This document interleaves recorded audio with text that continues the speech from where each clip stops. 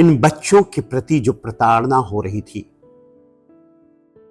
जो उन पर अत्याचार हो रहा था, उसको just right for children alliance और सुप्रीम कोर्ट ने आज नोटिस किया है, पहचाना है और अपने निर्णय में यह स्पष्ट तौर पर बता दिया है, चिल्ड्रन के साथ अब्यूज को नहीं लिया जा सकता, उसे बहुत संजीदगी और बहुत गंभीरता से लिया जाएगा, ट्रिविलाइज नहीं किया जा सकता। पहले तो इन क्राइम्स का ही नाम उन्होंने बदल दिया है कि अब इसे चाइल्ड पोर्नोग्राफी नहीं कहा जाएगा, बल्कि अब इसे child sexual exploitation and abuse कहा जाएगा।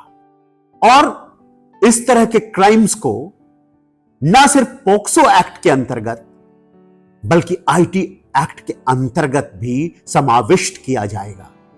अब इसे स्टोर करना, संग्रहित करना, इसे डाउनलोड करना, इसे देखना और इसको प्रसारित करना सब क्राइम है और गंभीर क्राइम है। और इसके लिए सरकार से अपील भी की गई है कानून बनाने की। पर मैं यह कहना चाहूंगा कि कानून तो बनने ही चाहिए। यह बहुत ही जरूरी स्टेप था, कदम था जो सुप्रीम कोर्ट ने लिया, माननीय सर्वोच्च न्यायालय ने लिया। लेकिन उससे भी जरूरी कुछ बातें मेरे मन में आती हैं। पहली बात तो यह कि जो बच्चे इस विक्टिमाइजेशन से, इस प्रताड़ना से, इस शोषण से, इस दोहन से गुजरते हैं, उन अबोध बच्चों के मन पे जो गहरे घाव पड़ते हैं, उनकी आत्मा पे जो गहरी चोट पहुंचती है, उनका दिल जो हमेशा एक गहरे विषाद से गुजरता रहता है, उससे बाहर निकालने के लिए सिविल सोसाइटी को, नागरिक संस्थाओं को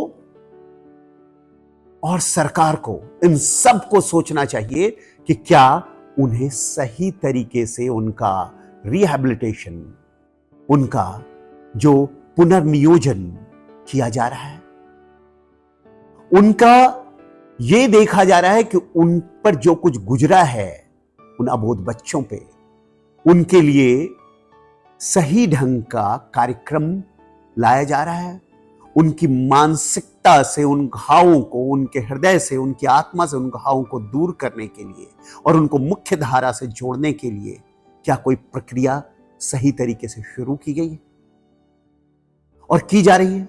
की जा रही है तो बड़ी अच्छी बात है, लेकिन इसकी तीव्रता को बढ़ाना होगा।